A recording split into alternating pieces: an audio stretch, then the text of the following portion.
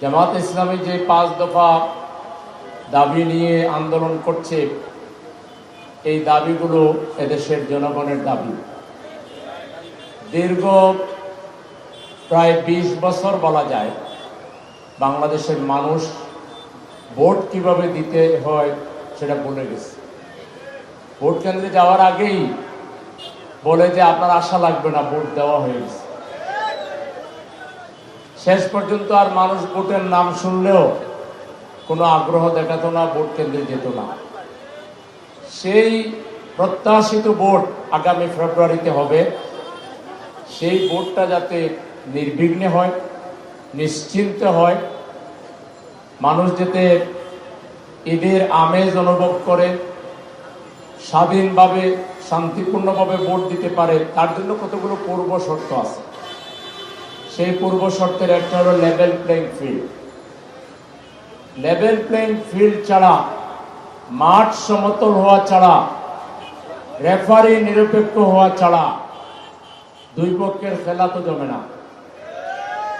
এখন তো সেই পূর্বের লোকেরাই বহাল আছে, নতুন আরো কিছু লোক তারা নব্য কোন একটা দলের বা গোষ্ঠীর সাপোর্টার সেজে তারা পূর্বের গুলো এবং নতুন গুলো মিলে পায়তারা করছে আবারও হাসিনা মার্কা নির্বাচন করার জন্য। বাংলাদেশে কি আর হাসিনা মার্কা নির্বাচন হবে? আপনারা হতে দিবেন? জুলাই বিপ্লবীরা এখনো মাঠে বহাল তরবিয়তে আছে। হাজার হাজার জুলাই যোদ্ধা যারা এক পা দিয়েছে, এক হাত দিয়েছে, এক চোখ দিয়েছে, তারা বলেছে আমরা দ্বিতীয় পা, দ্বিতীয় হাত, দ্বিতীয় চোখ দিতে রাজি আছি, তবুও বাংলাদেশের নব্য ফ্যাসিবাদ আমরা কায়েম হতে দেব না। সুতরাং কেউ যদি দিবা স্বপ্নে বিমূঢ় থাকেন যে যেন তেন নির্বাচন করে বাংলাদেশের ক্ষমতায় আসবেন, তাহলে আপনারা স্বপ্ন দেখতে থাকেন। জনগণ আপনাদেরকে যথাসময়ে ব্যালটের মাধ্যমে লাল কার্ড দিয়ে যে পথে হাসিনা গেছে সেই পথে আপনাদেরকে পাঠিয়ে দেবে। বাংলাদেশে সাহস থাকলে নির্বাচন খেলবার মতো ভালো প্লেয়ার হয়ে খেলতে আসেন। জামাত ইসলামী অনেক জানু প্লেয়ার, কিন্তু বাংলাদেশের সবচেয়ে প্রবীণ, সবচেয়ে প্রাচীনতম, ঐতিহ্যবাহী, সুশৃঙ্খল, দায়িত্বশীল, যারা ফাঁকা মাঠে গোল দেয় না, যারা শিয়ানে শিয়ানে খেলতে চায়, সেরকম খেলোয়াড় না হলে তো ফাঁকা মাঠে গোল হয়ে যাবে। খেলার জন্য প্রস্তুতি নেন, মাঠ সমতল হতেই হবে, নির্বাচন সুষ্ঠু হইতে হবে। এরপরে তারও আগের শর্ত হলো জুলাই যে সনদ আমরা ঐক্যমত হলাম, সেই সনদের বাস্তবায়ন করতে হবে, আইনি রূপ দিতে হবে এবং এই সনদের ভিত্তিতে নির্বাচন হতে হবে এবং সকল সংস্কার কমপ্লিট করতে হবে। কোন সংস্কার বাকি রেখে আপনার সনদে স্বাক্ষর হবে না এবং সনদ আইনি রূপ পাবে না। এই ক্ষেত্রে আমরা খুব আশ্চর্যের সাথে একটা দলকে দ্বিচারিতা অবলম্বন করতে দেখছি। তারা আগে ডিসেম্বরে নির্বাচন চাইছিল, ডিসেম্বরে নির্বাচন না দিলে ইউনূস সাহেবকে তারা গতি থেকে হটাই দিবে। এরপরে যা বুঝতে পারলো ডিসেম্বরে নির্বাচন আদায় করতে পারবে না, আমাদের আমিরে জামাত আগেই দূরদর্শিতার ভিত্তিতে বলেছিলেন ফেব্রুয়ারিতে হবে, সেটা মেনে নিল। কিন্তু নির্বাচন যতই বলো, তারা জুলাই সনদ বাস্তবায়নের গড়িমসি করতেছে। তারা লেভেল প্লেইং ফিল্ডের কথা মোটেই বলে না, তারা অস্ত্র উদ্ধারের কথা বলে না, সন্ত্রাসী গ্রেপ্তারের কথা বলে না, চাঁদাবাজ ধরবার কথা বলে না। এ থেকে বোঝা যায় এই দলটা দেউলিয়া হয়ে গেছে। সঠিকভাবে সুষ্ঠু নির্বাচন হলে তারা আর ক্ষমতার দ্বারের কাছেও আসতে পারবে না।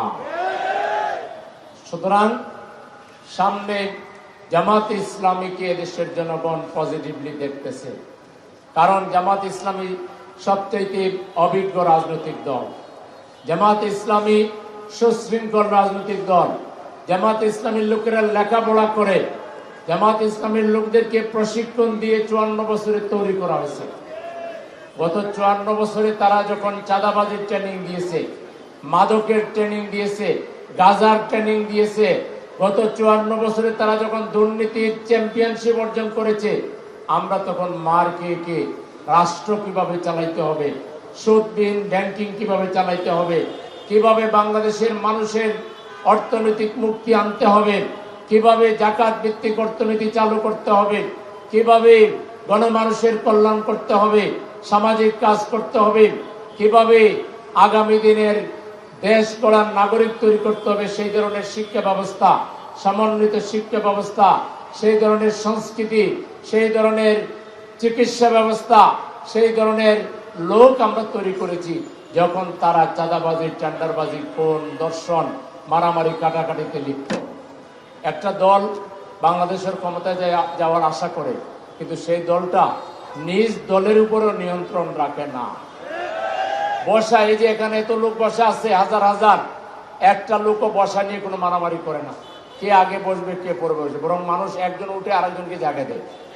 আর ওদের ওখানে যদি একটা মুরব্বী লোকও দাঁড়ায় থাকে, বাচ্চা পোলা, সে বসে থাকবে, জায়গা দিবে না। একটু তারে উঠতে বললে সে চেয়ার দিয়ে বাড়ি লাগাই দিবে। বসা নিয়ে মারামারি, বক্তৃতা নিয়ে মারামারি, পদ নিয়ে মারামারি, মাইকে আসা নিয়ে মারামারি, বক্তার পিছনে কতজন দাঁড়াবে মারামারি। আমাদের এখানে আছে নাকি বক্তার পিছনে একেবারে বক্তার ডাইনে বামে সামনে এমন ভাবে দাঁড়াবে, বক্তা যে কখন কি অবস্থা হয় আল্লাহ জানে। সর্বশেষ প্যাকেট খাওয়া নিয়ে মারামারি। আর বেটা দল করো, এতটুকু উদার হও না কেন যে এক বেলা প্যাকেট একটু খিচুড়ি অথবা একটা পাউরুটি, বনরুটি, এটা না হয় তুমি দোকান থেকে পয়সা দিয়ে খাইয়ে ফেলো, দলের ইজ্জতটা রক্ষা করো। এত হীন, এত সংকীর্ণ মনা, নিজ দলেরই অন্য লোক একটা প্যাকেট খাইলে তোমার কি অসুবিধা হবে? হ্যাঁ, প্যাকেট কেন পাইল না, এটা নিয়ে মারামারি। তো যে দল প্যাকেট নিয়ে মারামারি করে, চেয়ার নিয়ে মারামারি করে, নিজ দলের উপরে নিয়ন্ত্রণ, নেতা যাইয়া কর্মীর গলা টিপা ধরে, দেখছেন না? কয় স্লোগান থামাও, ও আরো উল্টা স্লোগান দেয়। দুই নেতা মাজারে ফুল দিতে গেছে, সিনিয়র নেতা, কিন্তু একজন আরেকজনের উরুতে ধরে বসে আছে, মানে ওরে জায়গা দিবে না। দেখছেন না এগুলো? তো এইরকম একটা দল বাংলাদেশ চালাইতে পারবে? একটা টানাও চালাইতে পারবে না। ওরা বলে আমরা তো আগে চালাইছি, আগে যে নেতারা ছিল এখন আর নাই। তারা যে দর্শনের উপরে রাজনীতি করতো, আপনারা সেই দর্শনে নাই। তারা ছিল ভারত বিরোধী চেতনায়, আপনারা ভারত প্রেমে মশগুল। তারা ছিল দিল্লি বিরোধী, আপনারা দিল্লিকে কবুল করে মাথায় তুলে নাচতেছেন। তারা বিসমিল্লাহির রহমানির ছিল, তারা আল্লাহর উপর আস্থা এবং বিশ্বাসের কথা বলেছিল। আপনারা বলছেন আপনারা শরিয়া আইন মানি না। শরিয়া আইন মানেন না মানে কি? শরিয়া আইন হলো নামাজ, আপনি কি নামাজ মানেন না? শরিয়া আইন হলো রোজা, আপনি কি রোজা মানেন না? কি কথা বলে এটা? শরিয়া আইন হলো হজ, আপনি কি হজ মানেন না? শরিয়া আইন হলো যাকাত, আপনি যাকাত মানেন না? শরিয়া আইন হলো দুর্নীতি করা যাবে না, এটাও তো মানেন না। দুর্নীতি মানেন না, মানতে হবে। শরিয়া আইন কায়েম হইলে দুর্নীতি থাকবে না। শরিয়া আইন মানে এমন কিছু না যেটা মানুষ বুঝে না। শরিয়া আইন হলো ঘুষ বন্ধ হয়ে যাবে।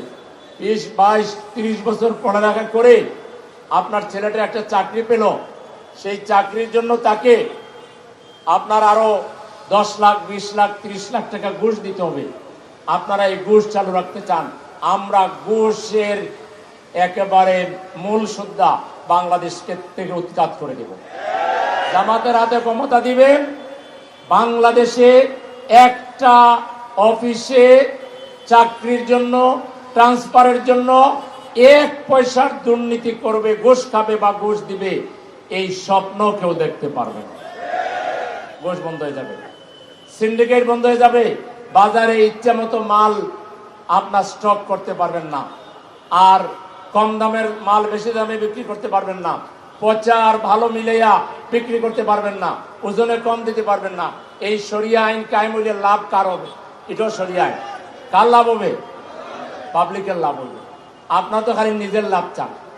নেতাগো, আপনারা খালি টাকা বানাইবেন, রাস্তার টাকাও খাইবেন, বিভিন্ন প্রজেক্টের টাকা খাইবেন, ইভেন দান বাক্সের টাকাও আপনারা খান, সব জায়গার টাকা, আপনারা টেম্পো স্ট্যান্ডের টাকাও খান। তা আপনারা খালি খাইবেন আর দেশের জনগণ না খেয়ে থাকবে, এটা কি আর চলে? এই রাজনীতি আর চলে? সুতরাং এখন আপনারা যেহেতু দুর্নীতি ছাড়তে পারবেন না, আপনারা যেহেতু ঘুষের ব্যবসা ছাড়তে পারবেন না, আপনারা যেহেতু দর্শনের রাজনীতি ছাড়তে পারবেন না, আপনারা যেহেতু পাথর মারার রাজনীতি ছাড়তে পারবেন না, আপনাদের দলের যেহেতু কোনো প্রশিক্ষণ নাই, আপনারা কিছুদিন রেস্টে যান।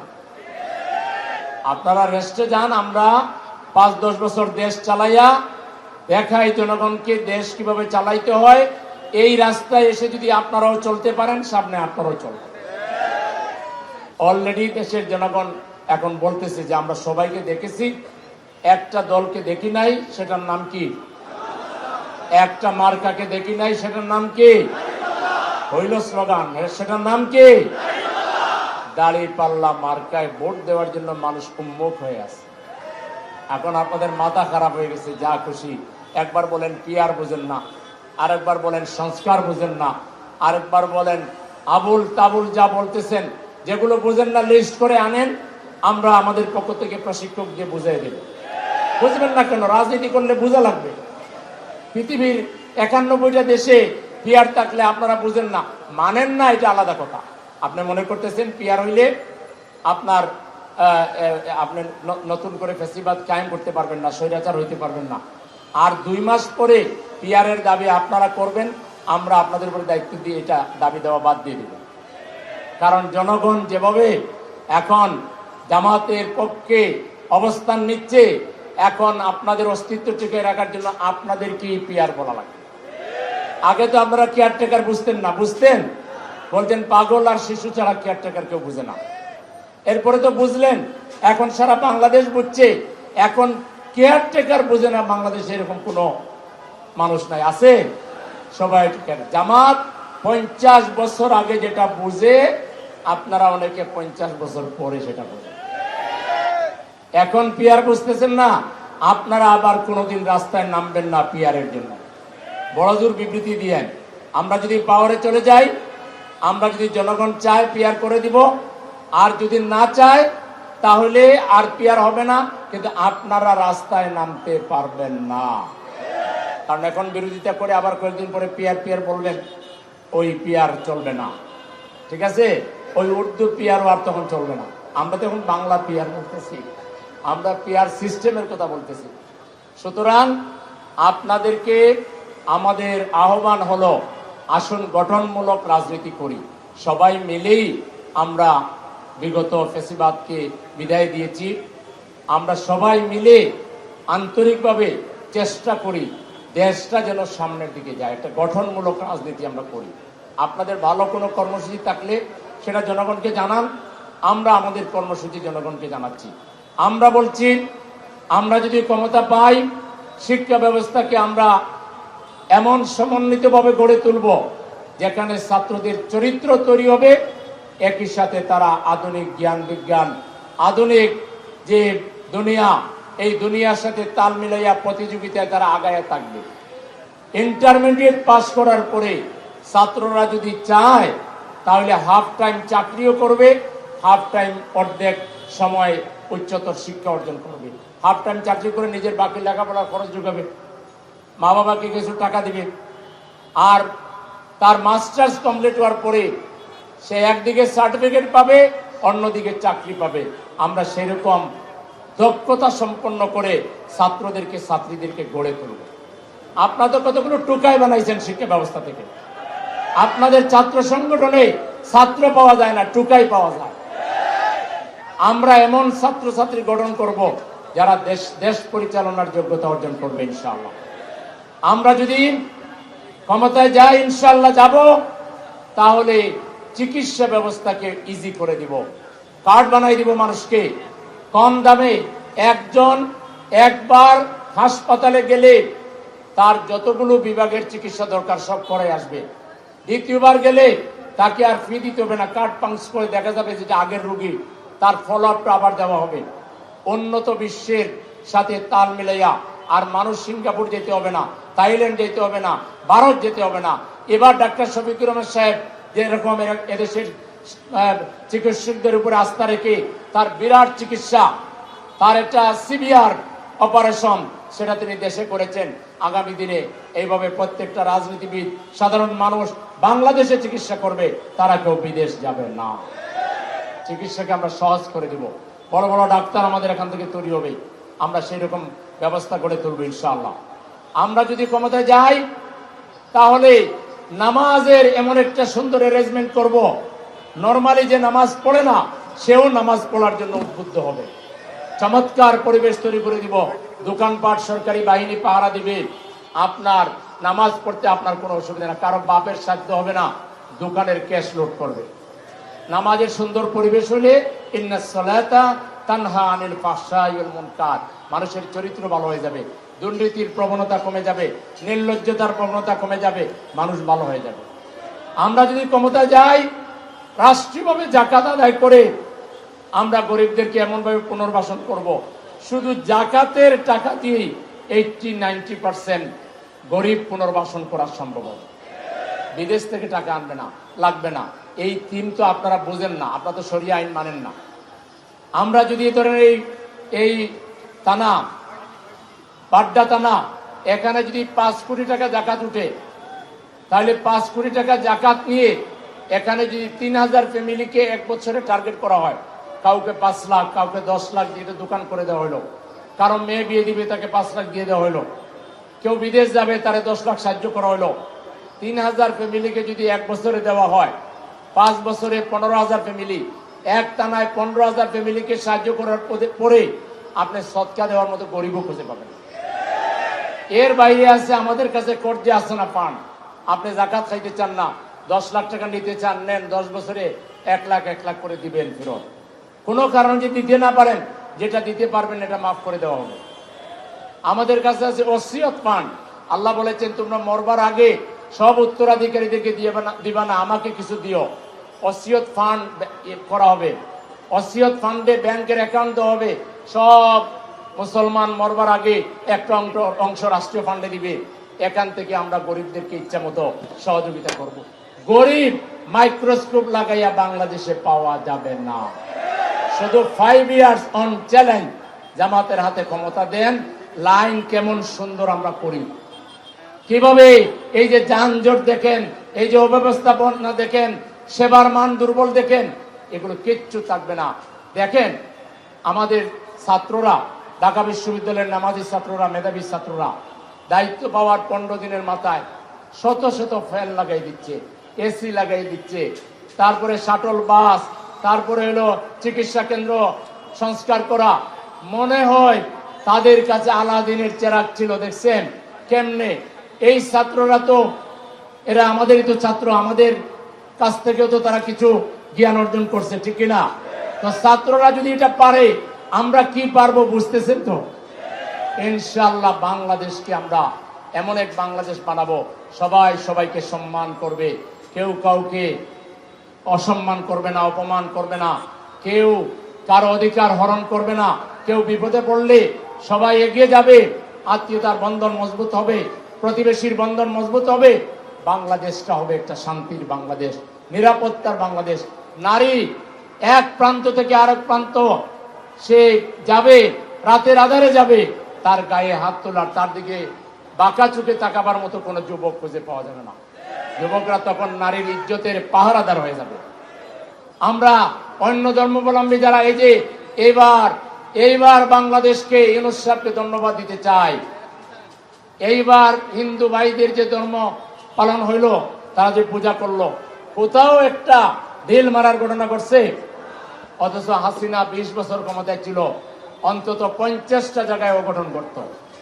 তাইলে বোঝা গেল হিন্দুদের পূজায় যে বিশৃঙ্খলা হতো, এটা ওই সময়ের সরকার করেছে, ঠিক কিনা? বাংলাদেশের জনগণ এটা করে নাই। বাংলাদেশের জনগণ সাম্প্রদায়িক সম্প্রীতিতে বিশ্বাস করে।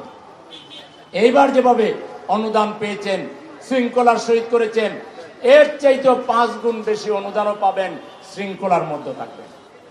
কারো কোনো বাপের বেটার মানে ইয়ে হবে না, সাহস হবে না যে আপনাদের কোনো মন্দিরে কিংবা কোনো পূজা পার্বণে যে বাধা দেওয়া। স্বাধীনভাবে প্রত্যেকটা ধর্মের লোকেরা ধর্মকর্ম পালন করবে। প্রত্যেকটা ধর্মের লোকেরা তাদের নাগরিক রাইট তারা বুক করবে। এরকম একটা সুন্দর বাংলাদেশ হোক আমরা চাই। কে কে চান দেখি? চাইলেই পাওয়া যাবে, চাইলে পাওয়া যাবে। এই জন্য রাত নাই দিন নাই, আমাদেরকে পরিশ্রম করতে হবে, কষ্ট করতে হবে, ভোটারদের কাছে যেতে হবে, তাদেরকে আমাদের কর্মসূচি এই যে আমি এখন বললাম যে দুর্নীতিমুক্ত বাংলাদেশ, ঘুষমুক্ত বাংলাদেশ, জাকাত ভিত্তিক দারিদ্র্য বিমোচন কর্মসূচি, এবং আমরা চিকিৎসা ব্যবস্থাকে ফ্রি করে দিব, আমরা শিক্ষাকে উন্নত করব, আমরা যুবকদের কর্মসংস্থান করব। এই কথাগুলো 5 বছরের জন্য মানুষকে বলেন যে একটা বার দল ধর্ম এগুলো ঊর্ধ্বে উঠে আপনারা জামাত ইসলামীকে সমর্থন করেন। জামাত ইসলামী আপনাদেরকে একটা শান্তিপূর্ণ একটা বাংলাদেশ আপনাদেরকে উপহার দেবে।